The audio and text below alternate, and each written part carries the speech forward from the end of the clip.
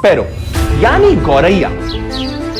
कभी ये बर्ड्स हमारे घर के आसपास अक्सर दिख जाया करती थी, पर पिछले डेकेड्स में इनका पॉपुलेशन अब सिर्फ 20% ही बचा है। बॉम्बे नेचुरल हिस्ट्री सोसाइटी की माने तो 80% स्पैरोज अब बचे ही नहीं हैं, और ये एक बहुत ही बड़ा कंसर्न है, क्योंकि ये बर्ड्स अमेजिंग तो है ही, साथ ही ये नेचर में एक बहुत ही इंपॉर्टेंट इकोलॉजिकल रोल प्ले करती हैं। माना जाता है स्पैरोज की सबसे बड़ी स्पीशीज का नाम है हैरी स्पैरो, जो कि लेंथ में 19 सेंटीमीटर तक की होती है और वजन में सिर्फ 33 ग्राम। और स्पैरोज की सबसे छोटी स्पीशीज है लीकॉर्न्स स्पैरो। ये 12 सेंटीमीटर तक की हो सकती है और वजन में मैक्सिमम 16 ग्राम तक की होती है। इंसेक्ट्स, वर्म्स और बग्स इनका प्राइमरी खाना है, पर ह्यूमन सेटलमेंट्स के साथ रहने की वजह से ये इजीली अवेलेबल ग्रेन्स और सीड्स भी खाती हैं। स्पैरोज के बेसिक इंफॉर्मेशन के बाद अब इनके कुछ अमेजिंग से फैक्ट्स जानते हैं। Amazing fact number 1, male and female sparrows appear different. शायद हमने कभी ध्यान ना दिया हो, पर मेल और फीमेल स्पैरो बर्ड्स का डिफरेंस आसानी से पता किया जा सकता है। मेल स्पैरो के सर का कलर डार्क ग्रे होता है, जबकि फीमेल स्पैरो के सर का कलर डस्की ब्राउन होता है। इसके अलावा मेल स्पैरो के गले में एक ब्लैक कलर का बैंड होता है, जबकि फीमेल्स में ये नहीं होता। और नॉर्मली मेल स्पैरो की बॉडी में ज्यादा वाइब्रेंट और डार्क कलर होते हैं as compared to female. Fact number 2, sparrows are very fast. Sparrow birds काफी फास्ट उड़ते हैं। नॉर्मली ये छोटे birds around 38 kilometre per hour की स्पीड से उड़ सकते हैं, पर किसी तरह के डेंजर को फेस करने पर ये अपनी स्पीड को एक्सेलरेट करके 46 किलोमीटर पर आवर की स्पीड भी रीच कर सकते हैं, और एक छोटे से बर्ड के लिए this is really fast. Fact number 3, sparrows are very social birds. Sparrows बहुत ही सोशल बर्ड्स हैं और ये बड़े बड़े ग्रुप्स में बैठना और चर्प करना पसंद करती हैं, और इनकी बड़ी कॉलोनीज को फ्लॉक्स कहा जाता है। जैसे ह्यूमंस में मदर और फादर दोनों मिलकर बच्चों का ध्यान देते हैं, वैसे ही स्पैरो कपल भी अपने बच्चों का ध्यान साथ मिलकर देते हैं। Fact number 4, sparrow show science of infidelity. Sparrows के लविंग और केयरिंग होने के बावजूद भी कुछ ऑब्जर्वेशन में पाया गया है कि इनमें इनफिडेलिटी यानी अपने पार्टनर को चीट करने के ट्रेट्स होते हैं, और ये बर्ड्स भी इस चीटिंग को एक्नॉलेज करते हैं। और इसीलिए अगर उन्हें पता चले कि वो अपने स्पैरो बेबी के रियल फादर नहीं हैं, तो वो अपने बच्चों का ख्याल प्रॉपर्ली नहीं रखते। फॉर एग्जाम्पल, ये उन बच्चों को ढंग से खाना नहीं देते और उनकी प्रोटेक्शन को भी सीरियसली नहीं लेते। Fact number 5, sparrows have a small bone in their टंग।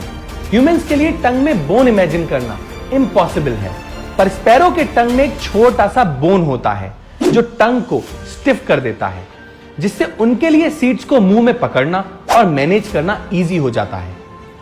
इन सारे फैक्ट्स ने ये तो क्लियर कर दिया कि स्पैरोज एक बहुत ही अमेजिंग क्रीचर हैं, पर अब समझते हैं कि हमारे प्लेनेट में इनकी इंपॉर्टेंस क्या है। Importance number 1, sparrows can help us survive locust attack. Recent past में हमने कई सारे लोकस्ट अटैक्स के इंसिडेंट्स देखे। इनफैक्ट कभी कभी लोकस्ट अटैक का डैमेज इतना सीवियर हो सकता है कि वहां पे फूड और ग्रेन्स का शॉर्टेज हो जाता है, क्योंकि इन लोकस्ट या टिड्डियों के रास्ते में आने वाले सारे फूड ग्रेन्स, फार्म्स और प्लांटेशन को ये खा लेते हैं। इस क्राइसिस से हमें स्पैरो बर्ड्स बचा सकती हैं। कैसे? एक्चुअली स्पैरोज इन लोकस्ट को खा के इनकी पॉपुलेशन को कंट्रोल रखती हैं और ऐसे अटैक्स की इंटेंसिटी को काफी कम कर सकती हैं। Importance number 2, sparrows are biodiversity indicators. ऐसे बर्ड्स एंड एनिमल्स जिनको स्टडी करके उनके आसपास के एनवायरनमेंट के हेल्थ का पता लगाया जा सकता है, उन्हें बायोडाइवर्सिटी इंडिकेटर्स कहा जाता है, और स्पैरोज भी एक बायोडाइवर्सिटी इंडिकेटर्स हैं। एनवायरनमेंट रिसर्चर्स इन स्पैरोज के बिहेवियर और नंबर्स को ऑब्जर्व करके एनवायरनमेंट के डिसबैलेंस का पता लगा लेते हैं। Importance number 3, sparrows help in controlling insect population. Sparrow bird opportunistic eaters होती हैं। इसका मतलब यह है कि वो जब भी भूखे होते हैं तो अपने सामने आने वाली किसी भी चीज को खा सकते हैं। इनफैक्ट स्पैरोज अपने वजन का 30% खाना हर दिन खा सकती हैं, और ये पेस्ट कंट्रोल में एक बड़ा रोल प्ले करती हैं। ये फार्म और एग्रीकल्चर को खराब करने वाले पेस्ट्स को खा के हमारे फार्म्स और ओवरऑल एनवायरनमेंट को नेचुरल पेस्ट कंट्रोल सर्विस देती है। Importance number 4, wild sparrows are seed dispersers. Wild sparrows कई तरह के सीड्स और मिलेट्स को खाती हैं। इसके साथ ही ये कई तरह के फ्रूट्स और बेरीज भी खाती हैं और फ्रूट्स को खाने और कैरी करने के प्रोसेस में ये सीड्स को कई बार इधर उधर बिखेर देती हैं और कई बार उनके पूप से भी अनडाइजेस्टेड सीड्स और ग्रेन्स निकलते हैं जिनसे प्लांट्स ग्रो हो सकते हैं और इसीलिए स्पैरोज को सीड डिस्पर्सर्स भी कहा जाता है। पर अनफॉर्चुनेटली स्पैरोज भी आज IUCN की लिस्ट में इंडेंजर्ड कैटेगरी में आती हैं। इतना ही नहीं, स्पैरोज के कंजर्वेशन पे भी हमारा खास ध्यान नहीं है, इसीलिए इसको लीस्ट कंसर्न की कैटेगरी में भी रखा गया है। स्पैरोज की गिरती पॉपुलेशन के बहुत सारे रीजंस हैं, पर one of the most important reason ये है कि इनकी इंपॉर्टेंस के बारे में लोगों को पता ही नहीं है और इसमें हम हेल्प कर सकते हैं। कैसे? ज्यादा से ज्यादा इस इंफॉर्मेशन को शेयर करके।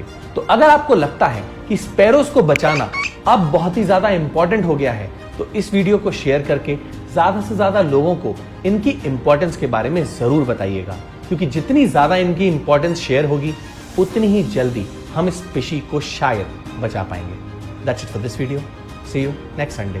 हम ऐसे ही एनवायरमेंट अवेयरनेस पे फिल्म्स बनाते हैं, तो अगर आप एनवायरमेंट को लेके थोड़ा सा भी सीरियस हैं और उसे सेव करना चाहते हैं तो आप इको फ्रीक्स नाम के फेसबुक ग्रुप को ज्वाइन कर सकते हैं। इसमें हम ऐसे लोगों की कम्युनिटी बनाना चाहते हैं जो एनवायरमेंट के बेटरमेंट के लिए कुछ कर रहे हो। तो अगर आप किसी ऐसे को जानते हैं या आप खुद कुछ ऐसा कर रहे हैं तो आप इस ग्रुप में जाके पोस्ट कर सकते हैं सो दैट और लोगों को इसके बारे में पता चले। लिंक डिस्क्रिप्शन में मेंशन है। Thank you and take care.